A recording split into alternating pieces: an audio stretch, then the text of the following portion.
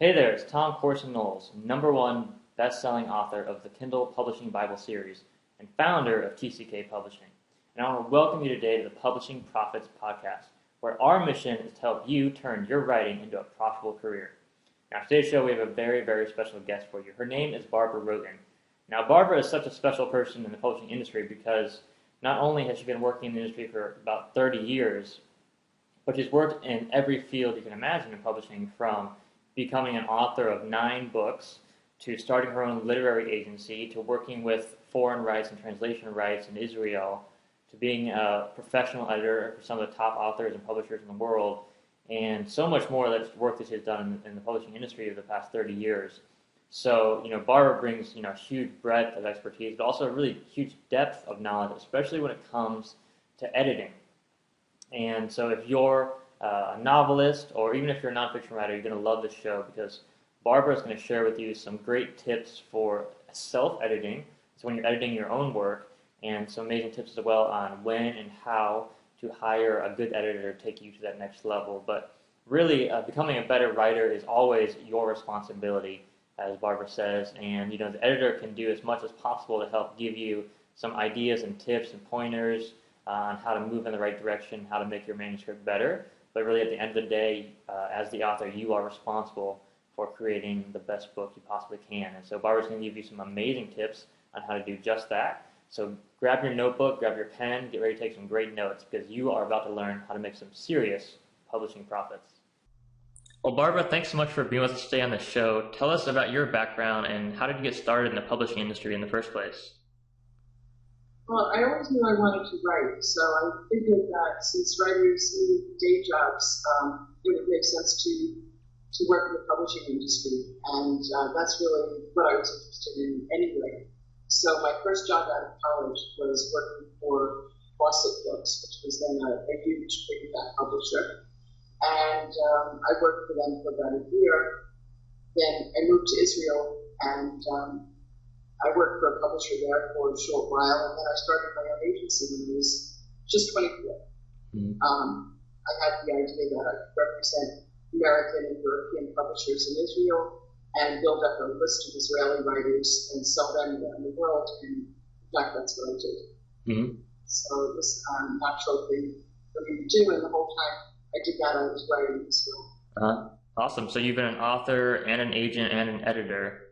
So how did that all progress? How did you start out? What was your first inkling that you knew you had to be an author, you knew you had to be involved in publishing? I actually remember when that was. I was homesick. I was maybe 9 years old or 10, and I was reading in bed, and the book that I had was A Wrinkle in Time by Madeline L'Engle. And I was a great reader anyway, but this book just blew me away. And I thought, as I finished it, this is what I want to do. I want to write books like this.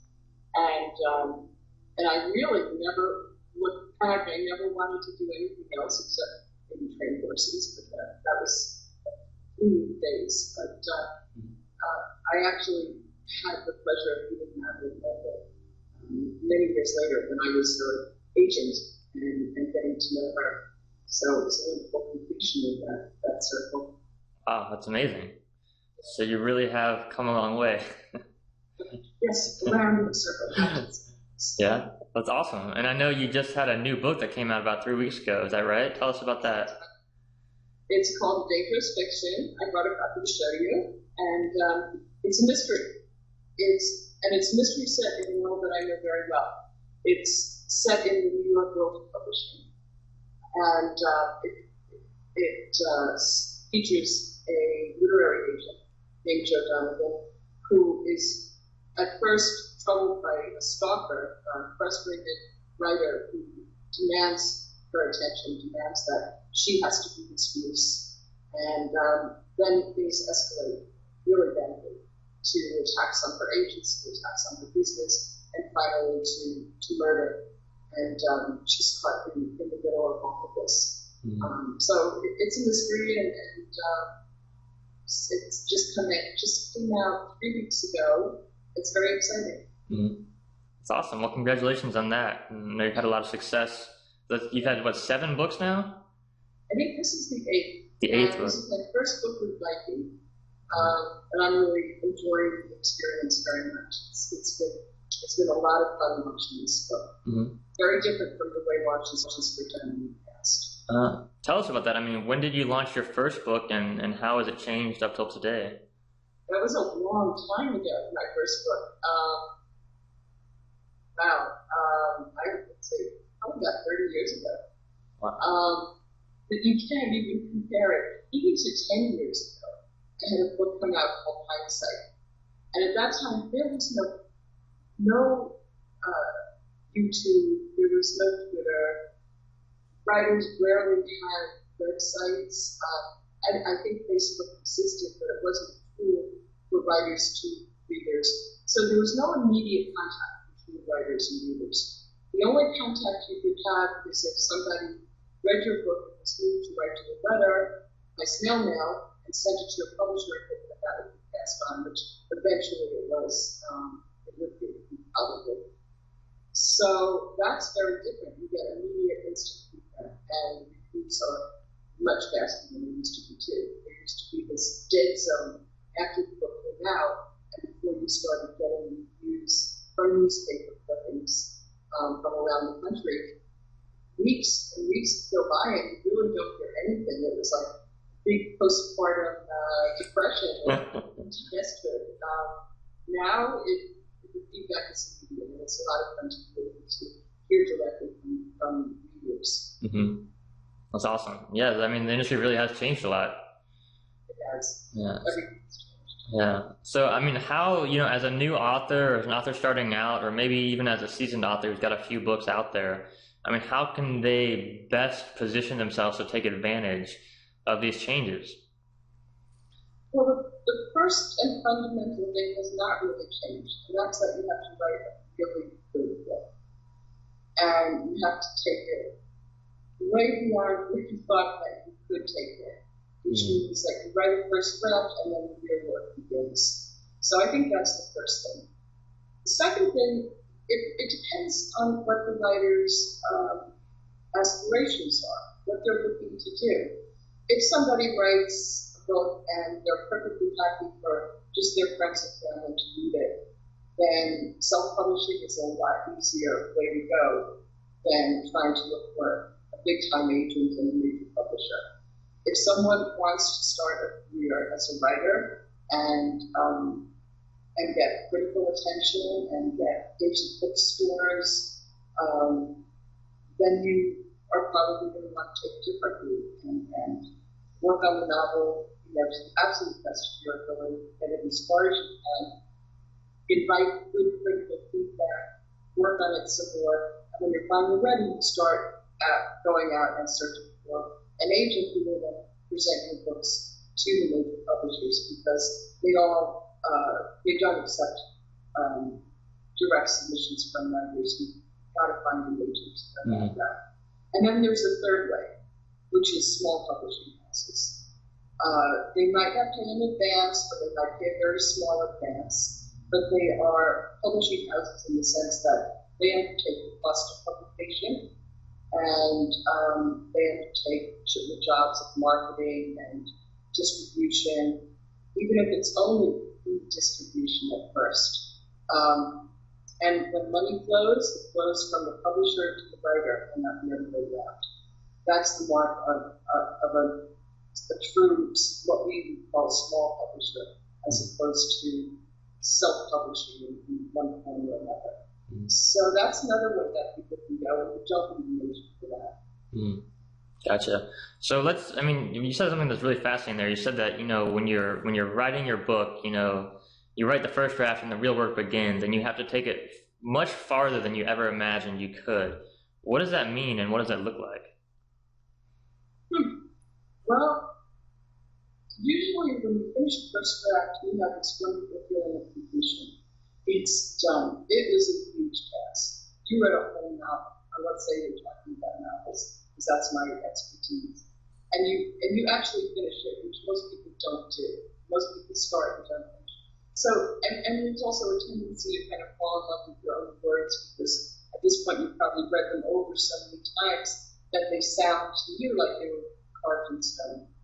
And that's a natural feeling. But if you stay there and you don't go any further, that book is probably never going to be published.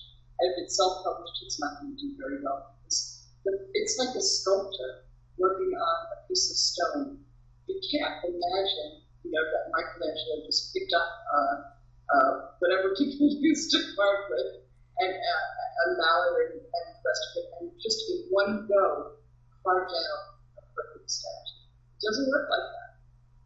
The first draft is rough.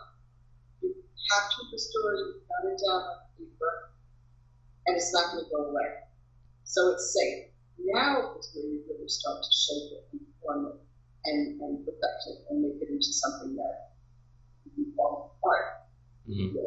So that's what I mean by that. And I teach courses in revising fiction because I think it's so important, and it's really sometimes very tough for writers to do on their own.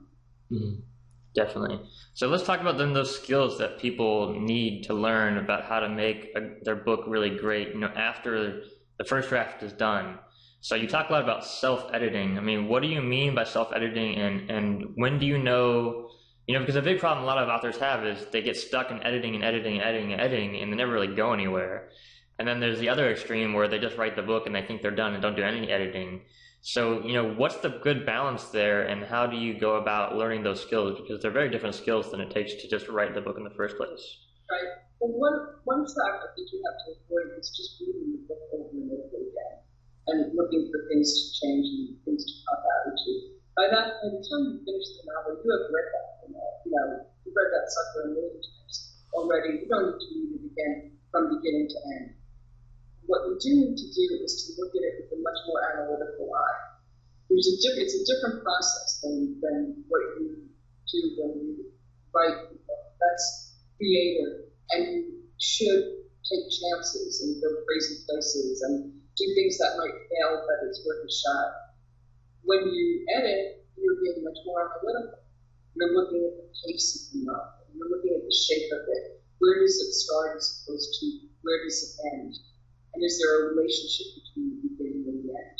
You're looking at character arc, where the character begins and what he is at the end, and how he's changed, and how the events of the novel have impact on him.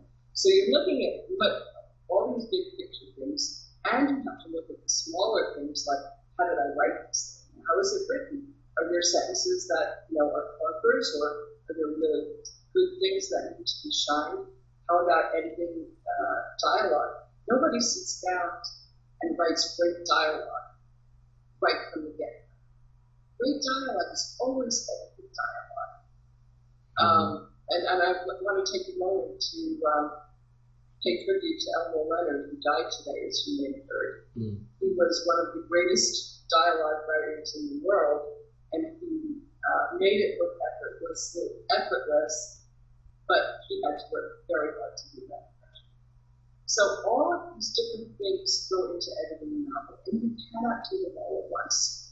At least not effectively, not in my experience. You've got to break it down. And you've also got to break out of the blinders that you have on with your own novel. And so one of the ways that I do that in my classes is we focus on a different aspect of the novel each time. For example, you might just look at the arc of a particular character by reading only the scenes in which that character appears and thinking about that arc. That's just one example. Or another session might look only at dialogue. Just look at dialogue and think about what you can do, play around with it to make it tighter and better, or funnier, or more tense, or whatever it is you want to do. So I think the key is breaking it down and not trying to do too much at once, but having a focus each time you go at it. That's really great advice, and for sure. And that it sounds to me like what you're doing is you're basically breaking up a book into its constituent parts. You have the character arcs, you have the timeline, you have the dialogue. So you're, instead of reading the book from front to end, to edit it that way, as most people tend to do, you're saying, just break it down, just focus on one thing at a time. And that way you kind of separate yourself from, that baby that you love so much, and you don't want to change it, to you can be a little bit more analytical, a little bit more objective. Right. when you're editing? Or you look at like one scene at a time. If you have a wasteful scene, a scene that doesn't do very much in the book, you might overlook that if you're reading the whole chapter or reading the whole book. But when you look at every single scene in isolation, and you think about each scene and what it accomplishes and whether it's actually carrying its weight, you just see it in a whole different way. Revising means reviewing, seeing anew. And that's the first thing you have to be able to do is to take the blinders off and see each part clearly. Mm-hmm. Gotcha. So do you have like a list of questions that you ask yourself when you're editing, or do you have a list of the different areas of a book you need to look at independently when you're editing? I do. I actually thought you might ask. So I have a list of different things that I look at, which I look at to remind myself. We look at structure. So, for example, a book should start and end in a particular place for a reason, not just haphazardly or because the writer ran out of ideas, but because the beginning kind of poses a question or a challenge, and the end of the book is a response to that, an answer to that, and a wrapping up. And so when you look at the first and last scenes, there should be a relationship there. When you plot the whole novel, there should be a certain part to it. So just look at it in a very mechanical way. How do all the parts fit together? Do they fit together? Are there subplots that wander off into the wilderness we don't know place? Because those are going to need to be pruned. Or are there areas that you didn't develop enough that maybe you could bring in? So it's not just an analytical process. It's also creative. You have ideas as you edit and build them in. Another area that we look at is point of view. That's a tricky one for a lot of writers. You check to see if you're consistent, if you've chosen the appropriate point of view for the story that you want to tell. Another area that we look at is characterization. Taking each important character separately and looking at every scene that it's in and seeing if every scene contributes something to this characterization. Because that isn't something that you do once when you finish a book and the character is formed. It's something that ideally you're doing in every single scene in which you appears. So looking at all those things separately allows you to work on particular parts of the novel that you wouldn't see if you were looking at everything all at once. Mm-hmm. Gotcha. So you're really making the task a lot easier by breaking it down into a system and by simplifying. So instead of taking the whole book and say edit the whole book, you're saying only edit scenes with this character, only edit this little part here and there, and it makes it a lot easier, especially in a day's work, because you can't edit a 400-page novel in one day. I mean, there's just no way. So you look at the scenes in which Jake appears in one day, and then you accomplish something. But this is the way that I edit my own books, and I thought of it in school, and I taught it to a lot of people, and most of them have found that this works for them. But I want to say that there are no rules in writing. Mm-hmm. And what works for one person is not necessarily going to work for another. Mm-hmm. I just teach people what I found to be useful. Right. So you teach people what's worked well for you. But I know you've had a lot of experience with other editors, and other professionals in the publishing industry. I mean, do they all use a similar criterion when they're editing, or is it really just, everyone has their own style? I think everyone has their own style. It's different when you're editing your own work. You put so much more into that than you could possibly put into editing somebody else's book, which is why writers need to edit their own work before they give it to an editor. Mm-hmm. If they're going to do that. So, yeah. Yeah, I was just going to ask you, I mean, why even bother self-editing? I mean, can't I just hire someone like you who's a professional? I mean, you've been in the industry basically your whole life. I mean, can't you just take my story and make it shine and make it all it was meant to be? No. I can make it better than it would be otherwise. I can correct, obvious mistakes like point of view, slippages, and things like that. But you can't fundamentally change a novel unless you actually get into rewriting it. And that's not something that an editor really should do. Mm-hmm. If a book is close to being publishable, let's say, and you give it to a good editor, they can really help. But if you take an unedited first draft book and give it to an editor, 9 times out of 10, that's a waste of time. You've got to work on the book first. You've got to get it as far as you possibly can before you go to the expense of hiring an editor. Yeah, that really makes a lot of sense. It's kind of like you mentioned with the statue before. I mean, if Michelangelo just had this big block of stone, there's no arms and no legs, and he asked someone to come in and finish it, that's really hard to do. But if he's got the main things done and it's just a little tweak here and a little tweak there, it's a lot easier to do. Exactly. Then somebody with a really good eye can come along and give him some useful advice. But yeah, if he's just got the block there, no, can't really be done. And I worry sometimes about writers who, give their work out for editing too soon instead of doing the hard work of learning to edit it themselves. Gotcha. So, I mean, how do you go about that process, though? I mean, let's pretend I'm a brand new author. I'm writing my first book right now. I've never had any training in writing or literature, anything like that. How do I go from that, brand new beginner stage to where I'm really ready to work with a professional editor? Well, the first thing you have to remember is that every writer has been who you are, okay? Every single writer that you know of has written that first book. In some cases, that first book never gets published. A lot of published writers, maybe most published writers, have early books that never did get published. But let's put that aside for a second. I think one of the best things you do after you've read it, edited it, done all that you can with it, is to get some good critical eyes on it. To have a readers group that you belong to, a writers group rather, or critique group, if you can find a good one on the internet. There are plenty of them there. I know lots and lots of writers who've gotten a lot of benefit out of that. Usually critique groups are a little bit or a lot too soft in their criticisms, though. So it sometimes pays if you've gotten, as far as you can on your own, to have a professional look at it for evaluation, not necessarily a full edit. But if that can be useful, it's not necessary. Lots of writers have published without doing that. But if you can do it, it's a helpful thing to do. Gotcha. So, I mean, that's kind of been my experience too, is that you can't just hope to get from, beginning to finish in one go. It doesn't happen overnight. Success doesn't happen overnight. And it's really like, you start writing, you get that process moving, you get that ball rolling, and then you just start to learn. You learn a little bit here, you learn a little bit there, you learn from the writers group, you learn from reviews from your friends and family, and then you expand and you grow and you get better.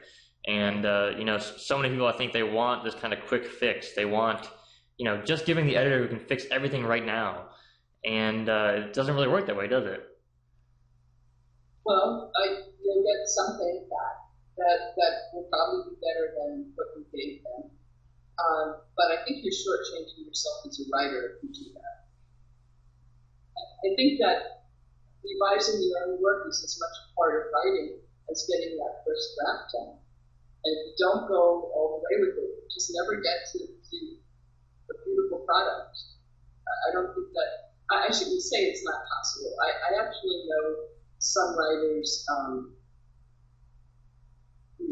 there are famously some writers like Simenon who wrote one draft and that was it. But for most writers, most professional writers I know spend as much time editing their work as they do writing the first draft. That's a lot of time. Yeah, that's a big investment. So someone has to really believe in what they're doing to do that. Yeah. And another thing that writers can do for themselves that doesn't cost a dime is they can read widely and read well, and read like writers. In other words, look for how writers that you admire carry off certain things, how they manage, how they get you to care about protagonists, for example. Or if a book makes you laugh or cry, somebody's pulling your strings. Look and see exactly how the author did that. It's not, it's right there, it's in the books. So other writers are best teachers, and it doesn't cost anything to study them. That's a really great point. And I think, it's almost become a cliche. People say all the time, if you want to be a good writer, you should always read more. But I think you just made an excellent point that, it's not just about reading them, it's about reading them with a critical eye, kind of like the way that you self-edit, where you kind of break it down to certain, how does this writer do dialogue? Instead of just reading the book to see what is the story, like, really analyzing particular parts of their work to see how they do it. And I've actually done the same thing with nonfiction. I look a lot at the introductions to nonfiction books, and especially sometimes in areas that I'm not really interested in. And I see, in the introduction, does this writer really make me interested to learn what they're going to share in the book? And sometimes they do a really bad job, I think. Yeah. And sometimes I'm reading a book that I have no interest in at all, and all of a sudden I'm reading the introduction, and they connect it with my life, and they make me want to finish reading the book. And so I kind of strive to use some of those same strategies as well in my work. Like John McPhee, who wrote a book about how to make a bark canoe. The old way the Indians used to make canoes out of bark, and there's nothing in the world that could be further from my interests. But I read this book several times. This is such a great book. He does connect it to your life. I think it used to be that way. Right. So, how do you go about that? What are some of the tricks or the tools or the systems or strategies that writers use in novels to really draw the reader in? Because, the introduction isn't that the most important part of the book? Right. If you don't grab the reader in the first few pages, then chances are you won't have a chance to present any more. So it is very important, but that doesn't mean that you have to start off with an explosion or somebody falling off the cliff. That's not what I mean by a book. But you have to interest the reader. It has to be a voice that's worth listening to in those first few pages. And I think you have to present your main character in a way that makes it either immediately sympathetic to the reader or extremely interesting to the reader if not sympathetic. You could start off with a really scary villain who's not going to be sympathetic, but he's scary and he captures the reader's attention. Or you can start off by getting the reader to care about your character, and in order to do that, you have to set it up. It won't happen automatically. So that means you need to start with a scene that's going to make readers feel what you want them to feel. Gotcha. So what do you mean there when you said that you need a really strong voice that the reader can connect to? Well, for me at least, I will read anything, any genre, but it has to be well written in order to hold me to it. But I'm a writer and I have very high standards, and some writers are easier to please than others. But we're talking about writing good books, writing the best books possible. Language matters. Language is the tool. It's like people who say that doesn't, or like saying that paint doesn't matter to a painter. Of course it does. And sentences matter. If you don't care about sentences, if you don't really enjoy a well-crafted sentence, then you probably shouldn't be writing. I'm sorry to say it, but it's not all story. It's largely story, but it's story clothed in words. And so the words have to matter. To me, and they do to me as a reader as well as a writer. Absolutely. And I know, for someone like you, you've been in the industry basically your whole life. You've been doing this for so long. It's kind of like second nature to you, right? Centuries. Yeah. I'm 250 years old. I'm sorry, what were you saying? So basically, for someone like you, though, you're so experienced with it. These ideas of sentence structure and the voice and character arc, these are like second nature to you. But are there? I guess what I'm trying to ask you is, are there conversations that you have with new authors where things to you that are just so obvious they just don't even know about? Sure. I teach. So I teach people who are beginners as well as advanced. I taught published writers who've taken my classes to sharpen their skills, but also people who are working on their very first novels. And I'm using sort of more technical language, not that technical, in discussing it with you, but in I explain those concepts much more simply than I'm teaching a class that hasn't been exposed to them before. Most of the people who want to write are readers, so it's easy enough for them to understand the concepts once you explain them. But they do take a little bit of explaining, like what's a point of view, what does that mean exactly, and does it mean something different in the writing context than it does in general use. Those are all very learnable things. Gotcha. I think that it's a good idea for somebody who's serious about writing to take some classes. Put your money where your mouth is and learn something from somebody who can really teach you. Choose a teacher well. And I'm not saying that you have to get a master's in fine arts, the way a lot of writers do. I don't think that is worthwhile to take a whole course, spend 2 years. If you can write, you can learn to write without necessarily going that far. But take some classes, learn something. Do that favor for yourself. Serious about it. Yeah, so really invest in yourself, invest in your own education. And wouldn't you do in any other field? Writing is serious. It's people go to school for 8 years to be doctors, but there's a lot more good doctors in the country than there are really good writers. It's hard. So if you're serious, be serious. If you're doing it for fun, that's okay too. People love to dash off stories, and sometimes they're good and other people enjoy them, and God bless them, there's nothing wrong with that. But if you're serious about writing as an art, then you have to do what you can to learn it. Gotcha. And I mean, you mentioned like other industries. I mean, it is much harder in this industry because there's not really a school for authors. I mean, there isn't really one central place that authors can go to get the entire education that they need, everything from the writing side to the business side and the marketing and so forth. No, there are things like Columbia School of they have an advanced degree in publishing. A lot of publishing people go through there. And then there are schools like the Iowa University that has a great school of writing for graduate students, and many great writers have come out of that school. So there are places. And some of them are actually really, really worthwhile.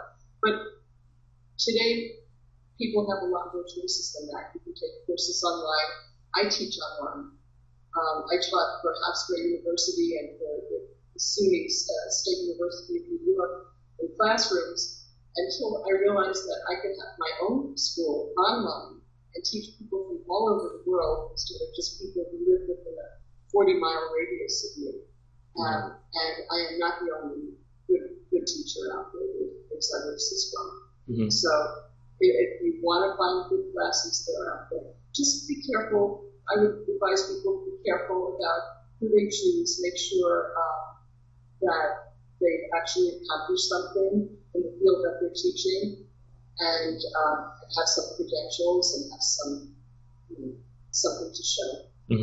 Yes, I mean, you really have to do your research. It's like with anything when you're making an investment. I mean, you have to, like I have a rule in my business where I always have to get 3 quotes for any significant investment.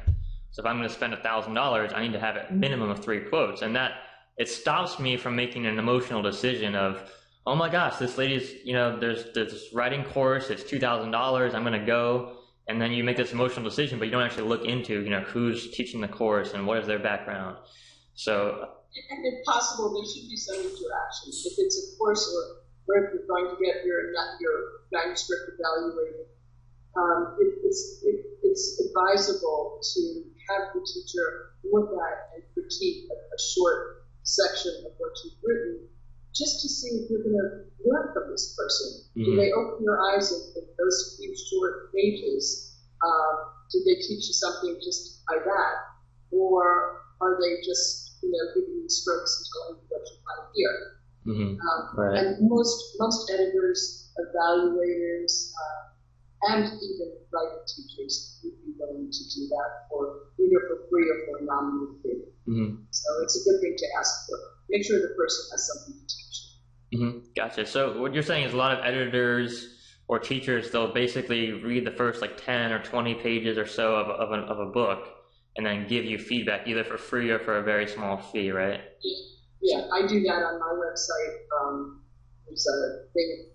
I don't really want to advertise it because I don't need to get any more submissions through that than I get already. But what I do is what other people do also. That for a very nominal fee, you have the first chapter or 5,000 words or so of your manuscript read and evaluated, critiqued, and decide based on that.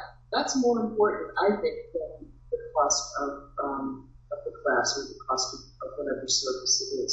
It's making sure that you're with somebody who can actually teach you something. Gotcha. And that come out of it a better writer at the other end. I mean, that really is great advice too, and it makes sense because you're not investing so much. You're seeing, you're testing out that person, and you're also testing out your own ability to learn, because if you can really learn from that feedback and grow, then you're on the right path, and you haven't spent a whole lot of money to do that. That's exactly right. And I see a lot of people advertising these kinds of editorial services. Some of them don't even tell you who they are on the internet. They don't give their names or anything. Why would you entrust your book to somebody like that? Others give their full credentials and they have published work for students to point to, and so on. So it's like in any other industry, like you said. Just hire people there, make sure who you're dealing with, make sure they can really help you by giving you a sample to read, and do your homework first. Well, and let's talk a little bit more about that process, because I mean, if I give you the 5,000 words of my 100,000 word novel, I mean, what can you really tell from that? I mean, how can you really make me a better writer by just reading such a small part of my book? Oh, well, first of all, I don't know that I can make you a better writer by doing that. It takes a little more intense work than that, but at least I can show you, and it also depends on the writer, on the recipient, how much they learn and how quickly. But from reading a small sample, I can see a lot. It's like if you imagine, a great musician. Not that I'm a great writer, but if you imagine a professional musician listening to a few students play, they can tell who can play and who's just beginning to learn.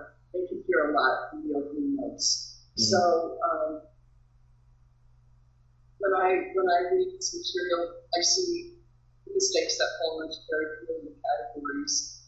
Most writers, for them, learning to write is kind of like when a child learns to walk. You go through predictable stages. So almost all writers at some point or another are going to struggle with point of view issues, where they're going to do too much telling and too little showing. And these are things I see a lot, and so it's not hard to figure out what's going on with the writer and what stage of this he's in and what he needs to work on. And also always to see what's strong in the work, so that they can build on the strengths that they have. Gotcha. So that's material. Yeah. So I mean, it really is a process of continual improvement. Even long after you're published. Yeah. I'm always studying other writers and learning from that. So you're not done. You're not. I mean, do you have other editors edit your work? Oh yeah, I have my own. Well, my books. I've been fortunate to be published by really good publishers and excellent editors, and they invariably bring something that I couldn't do myself to do the project. Once you finish all the strenuous editing and sell your book and turn it over, there's a whole new process of editing that you go through. Definitely, and you're continually learning. And I think, for me, I've noticed that a lot of the mistakes I make in writing that my editor keeps pointing out, they're the same mistakes over and over, and it can be hard to change some things that are so habitual. Somebody said that he's been writing for a long time and he always makes the same mistakes. It's just that he sees them faster. Right. He fixes them faster. But they slip in, cliches. Nobody wants to write cliches, but they just slip onto the page somehow or other. Happens. So you gotta bring in the cleanup crew and kind of come back over that manuscript and make things right. Yeah, that's awesome. Well, thank you so much, Barbara. I know you shared a wealth of information with us today. tell us about your courses that you offer and some more information where people listening right now can contact you. Sure. I can be reached through my website, www.barbararogan.com, and my teaching website, which is nextlevelworkshop.com, and I can be reached on Twitter at @RoganBarbara. And I'm always happy to hear from other writers. Awesome. Well, thank you so much, Barbara. I really appreciate you being here. Thank you. Yeah, have a wonderful day. Thank you, you too. Thanks for the interview. Hey there, it's Tom Corson-Knowles again. I hope you loved the show today with Barbara Rogan. If you'd like to contact Barbara or learn more about what she's up to, just check out her website, barbararogan.com. If you want to get all the latest episodes and news about the Publishing Profits Podcast, join us at publishingprofitspodcast.com. And please make sure to subscribe to the show on iTunes.